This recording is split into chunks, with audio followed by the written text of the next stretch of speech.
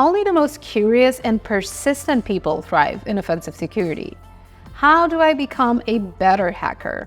How can I build and maintain my advantage over adversaries? And what's limiting my ability to think creatively? This podcast is for you if you're the kind who's always digging deeper for answers. Join me as I talk to some of the world's best offensive security pros about their work ethic, thinking, and real-world experiences. This is We Think We Know, a podcast from Pentest-Tools.com. There's a reason almost everyone in offensive security knows IppSec. He's a generous, thoughtful member of the community who takes a unique approach to hacking challenges. His work reflects a deep understanding of systems and a really down-to-earth approach to problem solving. IppSec goes beyond just demonstrating techniques. He reveals his thought process and the craft involved in tackling complex offsec challenges. Through this, he inspires hackers from around the world to pursue offensive security with curiosity, intention, and perseverance. Today, IppSec helps us bust a couple of common myths, which, if we leave unquestioned, may skew learning, distort results, and ultimately create big gaps in understanding, all of which can undermine your future success. So let's unpack the truth behind all of this. It is wonderful to have you on the show, not just because you're one of the people whose names, when it comes up, like everyone knows exactly who they're referring to. The type of work that you do travels so far across the globe. And what I really love is how consistent and how much integrity your work reflects. And I really, really appreciate that you're bringing and sharing all of this with us today. So welcome to the show. Thanks for having me. I'm excited to be here. So as you've seen, we chose a name for this podcast that's specifically geared towards what happens when our expectations clash with reality, because I wouldn't say meet, they sometimes clash. So what we're trying to do here is dig into what it's really like to do the kind of work that you do and everything that's behind it. And something that I wanted to start, because the main topic of this entire season is how penetration testing and offensive security is a craft. I wanted to start with something that you said on Live Recon, the episode that you did with IppSec, Jason Haddock, and Stock, that recon can be automated. Because something that we see a lot is that many people in the space say that, oh, recon, it's the one step that you can fully automate. It's the one step that you should fully automate because you have much more important things to do otherwise. But I know that you have a slightly different opinion on this. And I was wondering if you could unpack it for us a little bit. Yeah, I think recon is one of the most important things, and it's also one of the toughest. I also think it kind of parallels with a good versus bad security report if the audience isn't technical. It's one of the reasons like a lot of just we call them like pen test puppy mill type things can be successful, because if a company's getting a pen test, they may be getting it for compliance reasons. And if that's the case, they just want a test that doesn't have any findings. So if the security company does a bad job, they hand the report over and the company's happy with their work, right? I think recon follows that type of logic, right? All you want on recon is to get some endpoints. You get some endpoints, you're happy. It doesn't matter how many endpoints you got, right? You just don't have a good measure of, did I do a good job here? I draw a lot of the parallels to just mastering any craft. Before I got into security, I was actually a professional video game player. StarCraft was my game of choice.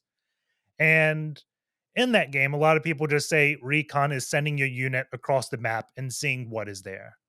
But when you reach a higher level of that game, you realize it's not that simple. Recon's really sending your unit across the map and seeing what is not there, right? And I translate that a lot to security and trying to read between the lines. So you can automate like the start of recon pretty easily because it's just like running nmap, looking at a few things. Like that part of recon is easy to do, but it's a never ending thing. You should always be doing recon. And once a result comes in, you do some more. And I always say like the only thing you can't hack is time. And if you don't have the good discipline to just keep going back running recon, you're going to get to the point where you're just stuck and you'll be like, man, I wish I started this one tool, this one thing a couple hours ago. Well, I got to start it now. And now you're just kind of waiting. And that time you spent waiting, you probably get demotivated, go do something else. You may not come back to the task. Right. So, while yes, you can automate the start of recon, some tools have done that. Like there's a tool like auto recon, but I really think that recon something you always run in the background so you can always just go back to it and look at it. And if you don't do that, you don't appreciate how much value you can get out of it.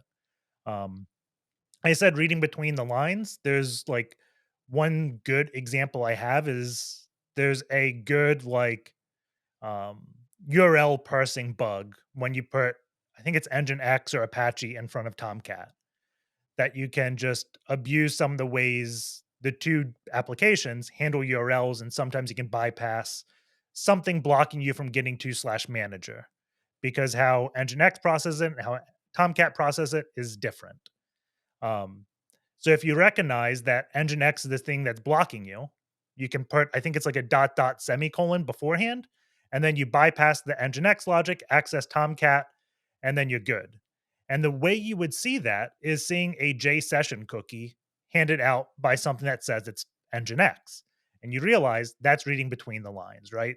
There's no good way to just always see that from just like a port scan or something. But that is good recon.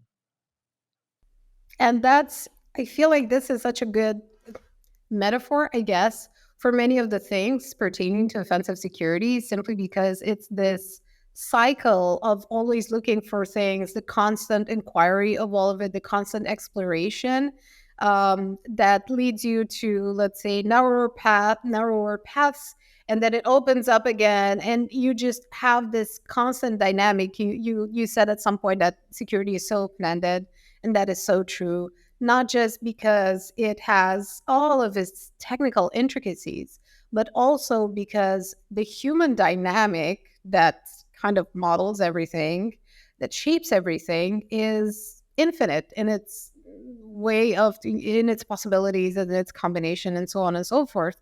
So something that I really appreciate about your work and the way that you emphasize certain elements is that you always tie it to the context. You tie it to business logic. And I've heard you say and write that you do enjoy business logic vulnerabilities, sometimes more than, a technical vulnerability, simply because those can be exploited without going the usual route. And I was wondering what kind of, let's say, system you've devised to focus on this and to create time in your schedule and in your workflow to actually focus on these types of issues. The business logic vulnerability, I think this is one that just comes with intuition. So, to give viewers a context of what we mean by business logic, we've moved to a world where a lot of people like these SaaS applications or cloud applications. And by that, I mean, think of Slack, think of Mattermost. The whole concept of having a company chat isn't new. Like, we had, forget, like Link, Spark Messenger, the same time was IBM. Like there's been a bunch of internal IM clients. What's different is now the client is on the internet. And a lot of just IT admins don't like having to provision an account for everyone. So one, one sec. One thing that may be common is they allow anyone with an email address to create a Slack account, right? But they also have a help desk. And when you create a help desk ticket, you get a way to update that help desk ticket via email. It'll be like ticket ID at company.com. So if I create this help desk ticket, I can now use that ticket in Slack, and Slack will send a little email to the help desk and say, verify you're an employee by clicking this, because Slack thinks um, you have a company email, you must be a employee. You click the link in the help desk, and now you're on their Slack instance, right? That is like an example of a business logic vulnerability. And it's one that's somewhat tough to find if you're just not thinking about it. And I also think it's one that is going to be tough for AIs to find in the future because it's not really a vulnerability, right? One of the things that I think AI is going to have trouble with is a lot of security isn't vulnerabilities. That's one thing I think a lot of people have a misconception of when they get into this field. They do like hack the box, watch my video, see all this complex exploitation, but in practice, probably 90% of clients, it's just checking SharePoint, checking a share drive, getting a credential, and just going like without any vulnerabilities as far as they can go in the network, right? And that's tough for AI just because you to me, I think AI would be easy if it defines an end goal, right? The first concept I had of AI was watching like something play Mario and learn how that game works. Well, it knows I just got to get to the end, jump on this flagpole, and that's it. So it can play 20,000 or 20 million rounds, discover the game, and it always knows I just want to get to the flagpole as fast and efficiently as possible. But there's no flag in real life to get. So you Right, never right. know what that data you're giving, what implication it has, and I think that's going to be the tough thing for, like, computers to automatically determine. Like, it knowing, "Oh, just having access to Slack, which every employee does, that's a vulnerability," right? Like, the goalpost for vulnerability changes upon what it is, and to discover it, you need, like, just human intuition, I think. Exactly. And not just the human intuition that comes with living in society, that comes with going through these experiences and understanding how they feel and what they mean, because that's the sort of context that, of course, AI systems lack for, no matter how much they try to actually understand those. And this ties to something in your experience that I find very valuable, which is you working as a defender first before going into offensive Mhm. security. And you've talked about how this really helps you notice some bad habits that people develop when they don't go through this experience because they don't necessarily understand or have empathy for how difficult it is to actually do the things that they recommend in their reports. And I was wondering, how can they get the sort of awareness that you had coming into this as a defender without going through this experience, because so many people want to start their careers in penetration testing directly instead of going through this step, which is obviously optional, not necessarily a precondition, although something that's definitely very valuable to have. Yeah, the quick answer is I don't know, right? It's one of those things like for me, when I do pen testing, I always just try to get to the access I used to have as a blue teamer. It would help. But the long answer, I think, is it really depends on trying to force your mindset down a certain path. I think one of the most dangerous things to cybersecurity is how often you see bad things. Because as a security tester, your job is to find all the bad things in a company. And if that's what you do 40 hours a week, it's probably going to be more because we spend so much time doing this and it's our passion. We love it. So let's say 80 hours a week, you're looking for bad things. It's very easy to just see there's crap everywhere, right? No one does their job because your job is just to highlight. You're not really highlighting the good things. And when you go into that mindset and only highlight bad things, don't highlight the wins, don't spend times on the positive, the people on the other end of that report probably aren't going to want to talk to you.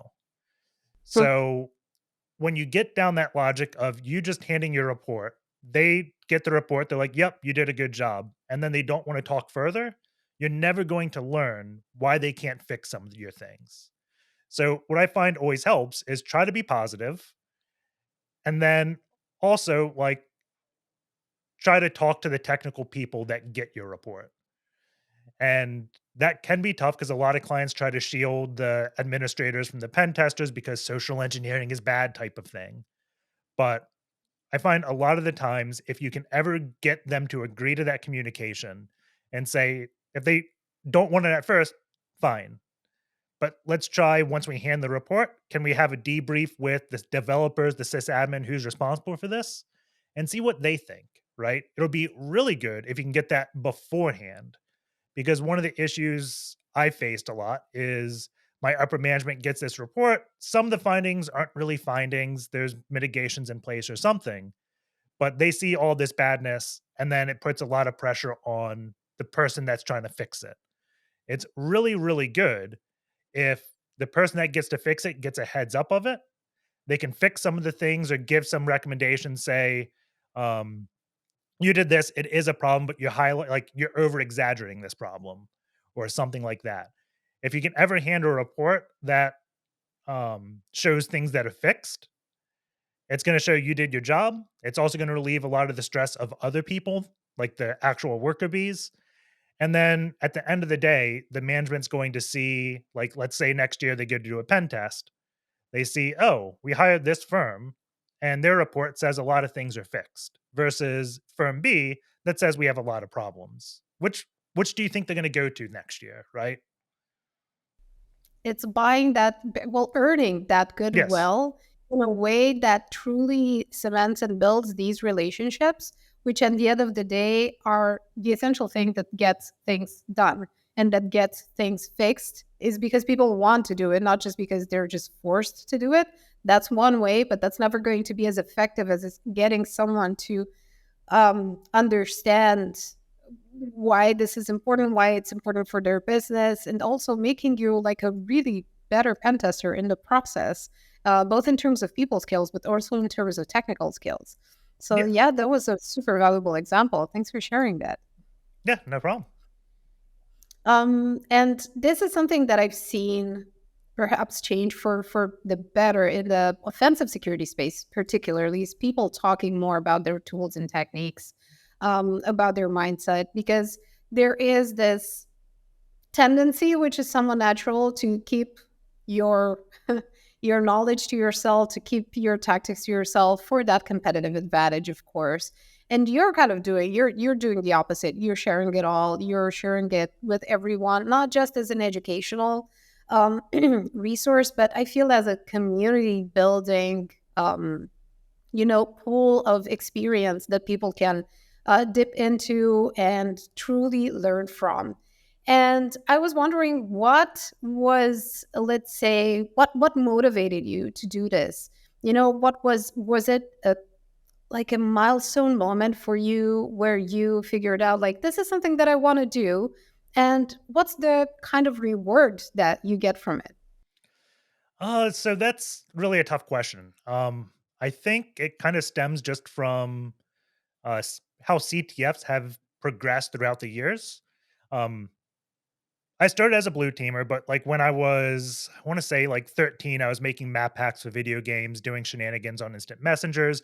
There wasn't really any good resource in order to learn security. It was all um, you're not going to go to jail for putting a map pack in a video game. So I got very lucky that that's what my interest was, and I didn't do it against any companies. It was against like my own computer, right? Now we have a lot of websites like Hack the Box, Try Hack Me, Offsec.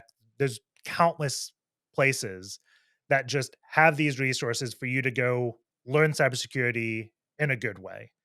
And what it's also good about that is it lets people like me talk about it. If we went back 10 years, if I was a pen tester, I still can't really talk about my craft because if I talk about it, you know my clients, you know what they've been vulnerable to. So CTFs have just been really, really good about providing a safe way to have this communication. We can talk about a vulnerability, put no one at risk, doesn't risk the previous clients I've worked with just because it's out there, right?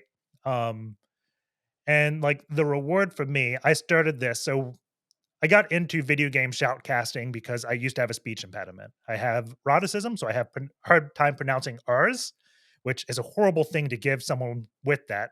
It starts with a hard R. I don't know how it got that name.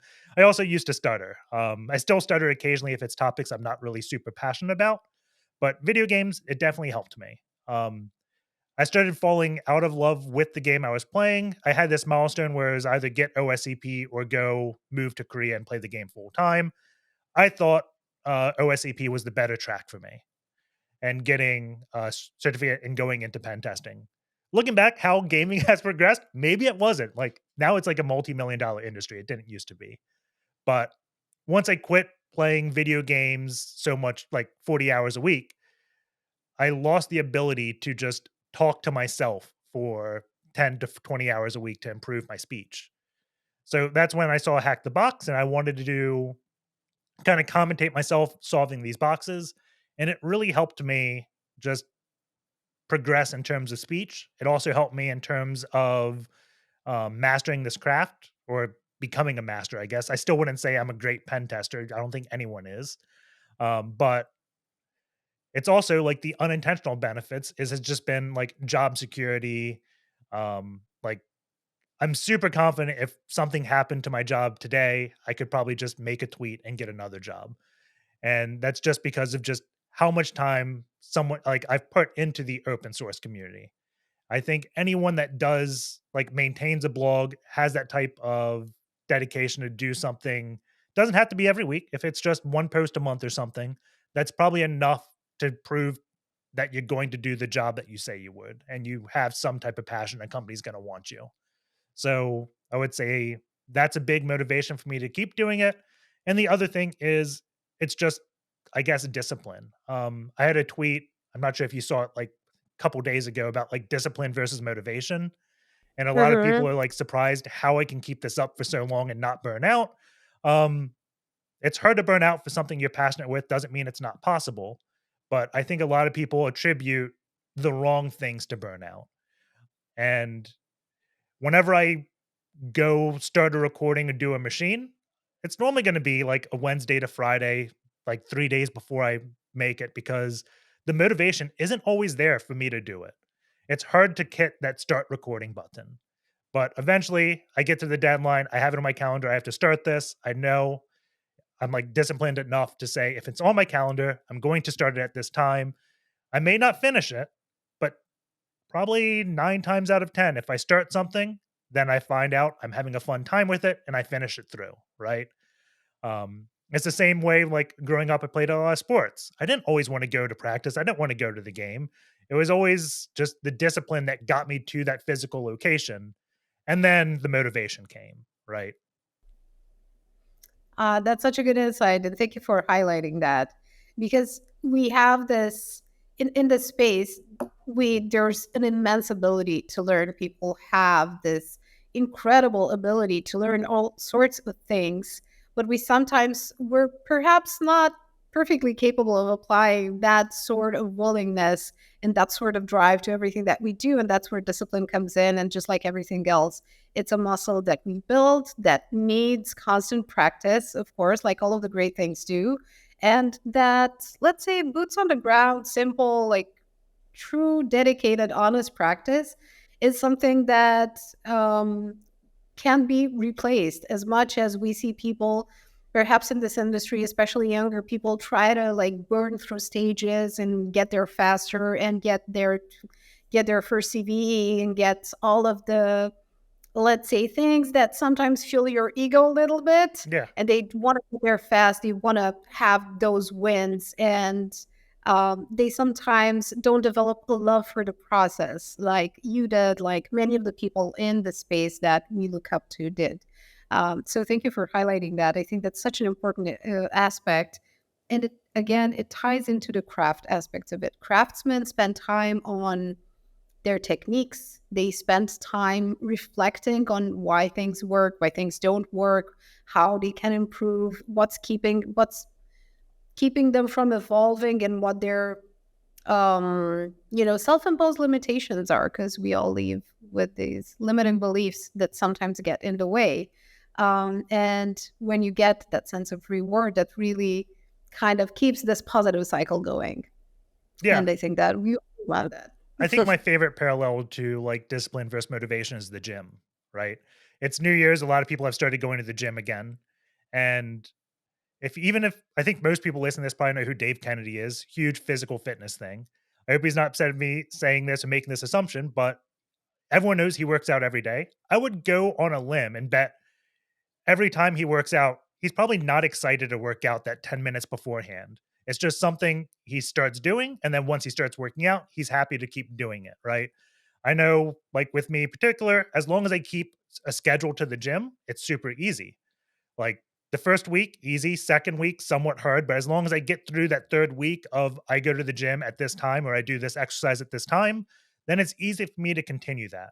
However, if I get sick and I have like don't go to the gym for 1 week, it's going to be very hard for me to go back to the gym because I lost that discipline of going at this time.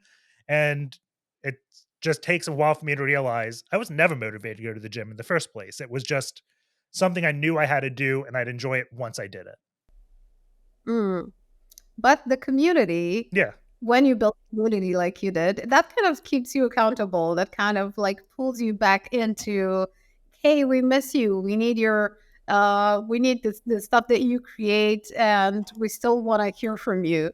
Yeah. So that's one way to motivate yourself and to create the system that keeps you going, but not in a way that's draining, but in a way that's actually rewarding because having other people appreciate your work, that's pretty awesome. Yeah, that happened like the last 2 weeks of the year. I always take a break, but people don't realize I take breaks sometimes. So it's I get so many messages the last like Saturday of the year of, "Are you okay? You haven't posted a video." I'm like, "Yeah, I'm it's just the last 2 weeks of the year. I try to take some time off. This is my time to just think about what I want to do better next year." I love that. And that's a great example to set as well, because going at like full speed all the time, that never leads to, it can be unhealthy. Let's just say that.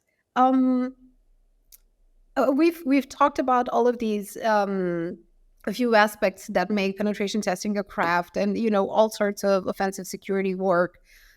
What have you seen gets really commoditized that perhaps shouldn't? So we talked about recon, and we talked about how that some people want to simplify that to a sequence that it sometimes is, let's say, less than the sum of its parts because simplification works like that. Mhm. Are there any other examples that kind of follow the same logic that we should perhaps look a bit closer into?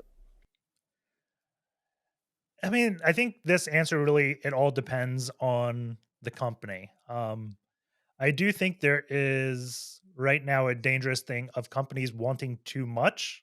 So they want all this sexy red teaming things when in reality they may not be ready for that. It goes back to like the red teaming versus pen testing argument. Like, what's the difference? Um, and I think a lot of pen testing has been commoditized to just Nessus and not just doing good vulnerability analysis. Um, it's just the company comes in, they run this tool, they hand the report over, and that's it. I I think that will eventually lead to some issues down the line, and then the company goes for like this big fancy red team, and they don't find all the vulnerabilities. So, like in my mind, when you do pen testing, you're looking for a lot of the low hanging fruit, and you try to catch as much of the low hanging fruit as possible. Your goal is not to get domain admin. Your goal is to um, provide as many foundational security fixes as possible, right? Whereas red teaming, your goal, like you have this goal, it's objective based. You want to get domain admin, you want to get the customer data, you want to get something. And once you get that, then you're kind of done. You don't really do a lot of retrospective and see, I'm going to try to get to this 100 different ways, right? So I think if companies just go after the red teaming type of contracts and ignore the pen testing ones, they're not going to fix as many things as they need to. That's a super helpful perspective, especially because you highlighted how complementary things are. It's not an if either or type of situation, which maybe some people think it is, especially because we do think in black and white terms in this space, particularly. But working with professionals who have different roles and different backgrounds and different skill sets is actually so important to building the level of awareness that you would ideally want for your company and understanding and kind of learning from all of them, especially if you spend time talking to them, just like you mentioned before, and not just get the report and check that box and say like, yeah, we're good. We know what to do now. It's all about it's a constant learning curve, and it never really ends for people and companies as well. And I love that you mentioned that companies seem to want too much and not be ready for it. How have you seen, companies not necessarily fail, but struggle to actually make the most of the money and time and effort they invested in working with pen testers, especially when they're like external to the company? thinking about this one. So, like, how can companies get the most money from a pen test or a red team? How they kind of struggle to actually make the most of that experience. I think it kind of goes to they're not fully ready for it, or their staff is just busy during the time. So, I th- if you don't have good logging, like Elastic, Splunk, or something, logging all Office 365 login attempts, your workstations, you don't have Sysmon deployed, you don't have a lot of the visibility in your system, then I don't know if a red team is really for you, right? Because what the red team is going to do is attack those type of things. And if you don't have the visibility to begin with, of course, you're not going to see someone accessing a file, right? So the other thing is if you have all those things in place, but don't have people watching over them during the test, then you're also not really getting the most out of it. And if you just during that test, you say, this person's going, I'm going to take them off of this task and put them here. And we only watch it when we're getting attacked. That's also not going to help you, right? So there has to be a lot in place, I think, before you do the assessment. Unless it's, again, some type of compliance reason, then of course you need it. But I don't like compliance based testing, or I don't like testing for compliance reasons because it's just like, um, if you get into this field for the money, you're probably not going to have the greatest time as if you got in this field because you like puzzles, you want to improve things, you have some type of passion. All right. I think that's going to produce better results than doing it for a reason. Absolutely. And we can see this. I mean, I feel that it's visible if you spend a bit of time in the space, you start to see the differences in how people act and what kind of results they do and how big of a community gathers around them, how much of an impact they have on others who feel that those values and principles and that type of behavior is worth emulating, is worth building on. So those things start to be quite visible, especially if you're dedicated to, just like you mentioned, to the mission of helping others, because essentially humans will almost always be more important than computers. And I think that that's worth remembering, especially in a space where we feel like that interface is um, the end game, but it's not Yeah. like we know. So I have a good example I just thought of, like a company that just wants compliance based testing. You give them like a recommendation that is somewhat tough to do, that not many places do.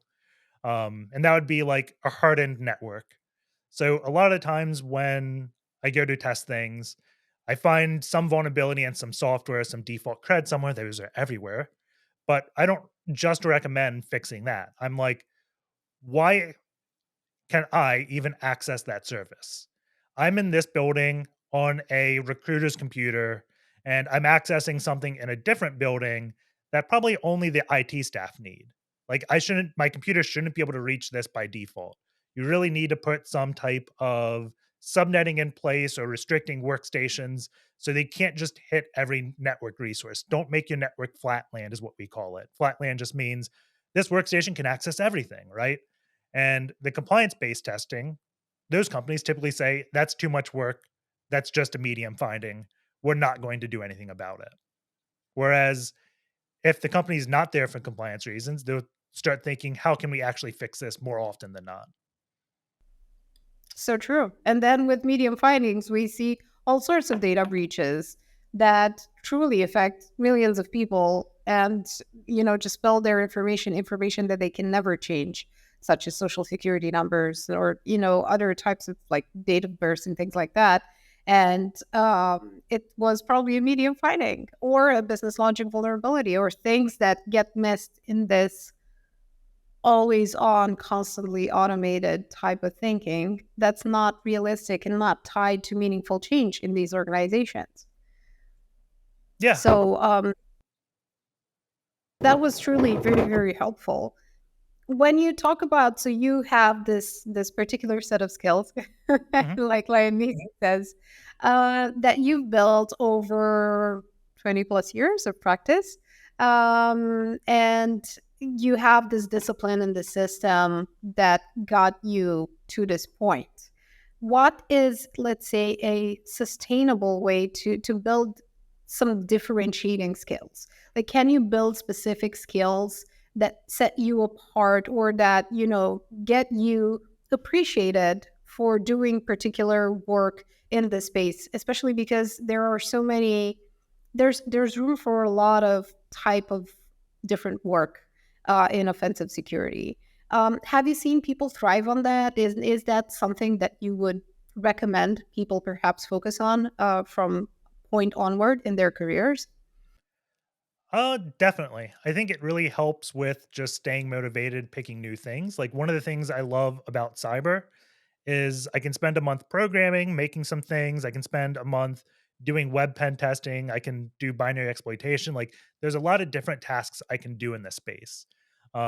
One of the things I'm doing now is going more on just branding, messaging, marketing type things. And that also helps. Like cybersecurity, anyone can do anything. And about like the whole branding, messaging, whatever thing that I just said, weird for a cybersecurity professional to want that. But also, one of the problems is um, the typical like nerd talk. It's hard to talk to the people that get your reports and convey the right meanings, right?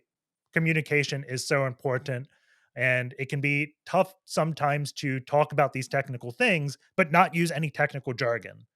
Um, Yeah, and that is definitely a needed skill as well in this field. absolutely. And I think that if we look at, well, when I look at the people that I admire in this space and that I've learned a lot from, there are always people who speak well, who have clear thinking, who have the energy to show up for the community and do things on top of their jobs, on top of their roles. And it's those people, such as yourself, like Jason Haddix, like IppSec, like John Hammond, to actually push the conversation forward and make all of this knowledge available for so many people. So those aspects that are usually perceived as trivial are actually important, and they also play a part in your personal development Mhm. as an individual who's working in the space. And you talk a lot about, well, you focus and you communicate a lot on this, on why it's important to kind of build your learning process intentionally. We talked about discipline earlier on, but I know that you have a few other tips for people who really want to develop a system for learning, to make sure that they don't get overwhelmed, to make sure that they actually pursue the goals that they want to pursue without being sidetracked by the new shiny thing. So I was wondering if you might share that a little bit. Yeah, I think my biggest advice is don't set your goal too high. If you just want to get like the Hack the Box CPTS cert or OSCP or get one of those, me personally, I think that's a bad goal. Um, it's I guess maybe a good milestone, but like a goal should just be something you can measure on a smaller scale, right? It would be like I'm going to go to the gym and my goal is to get a six pack. um, I'm probably not going to see that six pack until 6 months of training. So, month one, how do I stay motivated? Right? I'm nowhere near that. I don't see any results. And that's just the same with doing CTFs, doing security. You're not going to see the result very quickly. And it's hard to see the result if you set the goal too far in advance. My favorite goals are just I'm going to do something for 1 hour every week. Like, if it's hack the box, I wouldn't even say I'm going to do one machine a week because you may not get a machine that week. Just say, I'm going to dedicate this hour block, this time of day to doing this. And then I'm going to do it for 2 months. And we're going to see how I progressed in 2 months. And chances are you will see some type of benefit.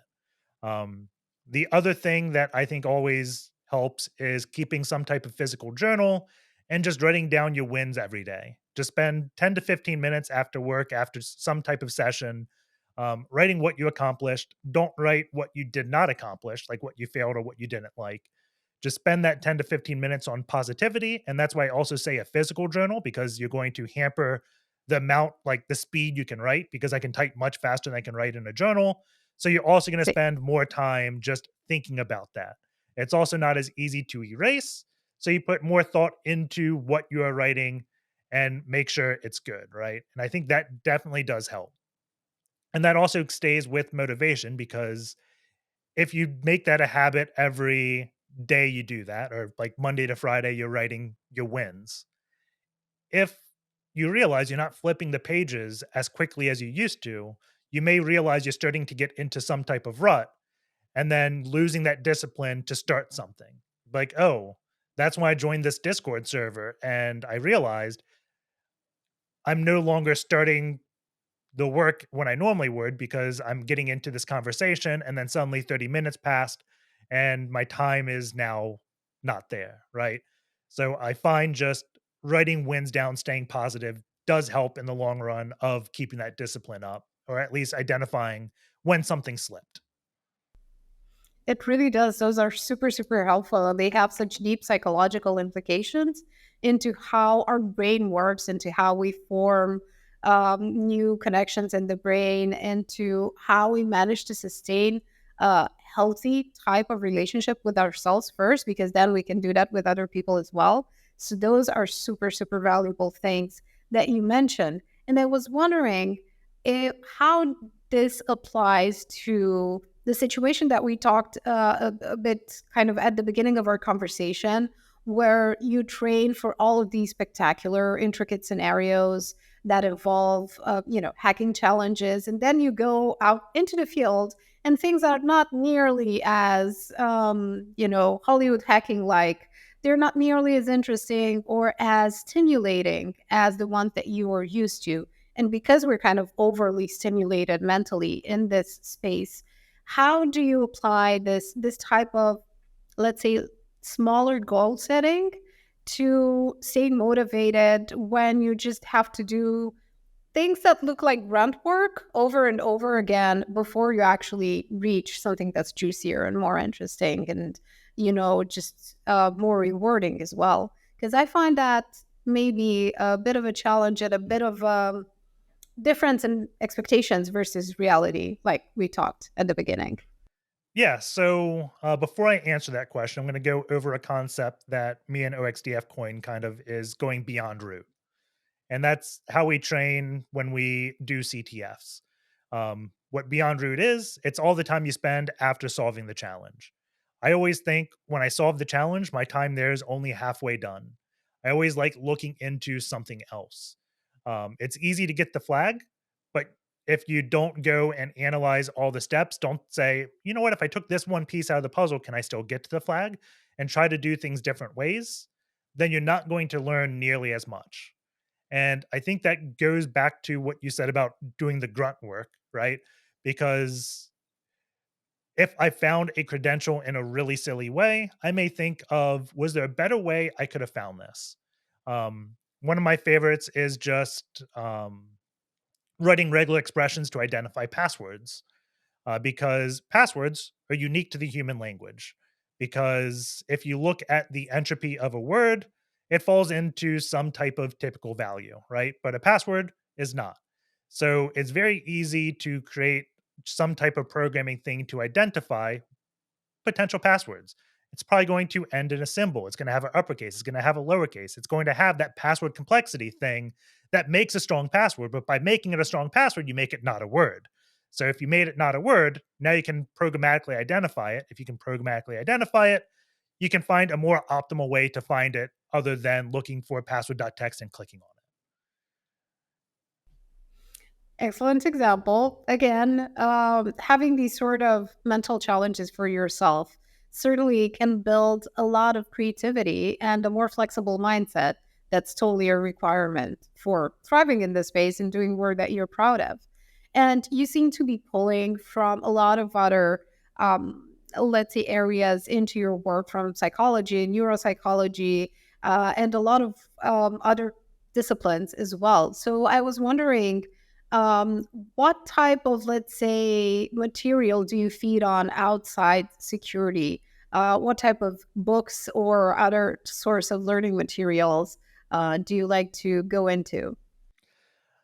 I typically try to read whatever I can. Growing up, I always did like no technology after, I want to say it was like 9 p.m. It was, if I wanted to stay up past 9, it was read a book or not do tech. I was a kid, I found ways around that and of course did it. But now I still just try to find other things to do outside of it. Like I said, this year, my whole thing is like learning more marketing speak, branding type of things. I've always been interested in psychology, and it's one of the reasons why I always stay like positive. The other good thing about a Beyond Root is even if I thought something was stupid, like not every box I solve I enjoy. Right? I don't think anyone gets that impression. When you do a challenge, you're going to enjoy it. There's a lot of times you complete the challenge and you just think, man, that was really stupid, right? But if you spend the time to go beyond root and look for things, you'll often find something you liked about that box and end that thing on positivity. And if you end it on positivity, the likelihood of coming back is higher, right? Um, so I always try to read things not just related to security and try to relate it back. Another example is like very introductory courses you can read and you just, or scratch that. A great example would be college. I think we've gone to this age, and this is coming from someone, I have not done college. Uh, I would just never did it. I went straight to the workforce. But I think a lot of people go to college now because it's an expectation of them. That's what you do after high school. I think if you went to the generation before me, they went to college because they wanted to. And if they want to, they're probably not going to spend as much time partying. Even if they party, they're still probably putting more focus on that education. And as they do these classes, they're relating it to what they want to do with life. If you just go to college because that's what's expected of you, you're not going to draw those relations as you're working with something, and you're not going to see the immediate value. So you're just going to do some basic computer science course that goes into how a CPU or assembly works, and you're not going to relate it to how other things in your life work, and you're not going to retain the knowledge. You're not going to have a positive experience of that class, and you're going to wonder what you're doing there, right? So I think a lot of it is just going out, finding new things to learn about, and trying to make that learning experience positive, and not saying, I'm learning this because I have to. It's not going to benefit me. Mm. That is very particular to adult behavior. I actually read this in a book that children do things because they want to, but adults do things. Children do things because they have to. Adults do things because they want to. Whether that's a conscious choice or an unconscious one, whether that's a choice or a non-decision, because that's also a choice Yeah. as well, that is going to impact a lot how we grow and how we develop and how much enjoyment and connection we get from the work that we do. And as much as people like to believe, especially in cybersecurity or in technology in general, that we are completely rational people who have zero emotional needs, and the less emotional you are, the better you are at your job. That's simply not true from a biological point of view. And that's okay. That's not a bad thing. We need both things. We actually couldn't make any decisions without our brain's ability to have emotions. Emotions actually precede and are a precondition for any type of choice that we make. And that's actually proven scientifically. So I really appreciate you taking that, highlighting or spotlighting this particular type of experience that you can carry from one part of your life to the other.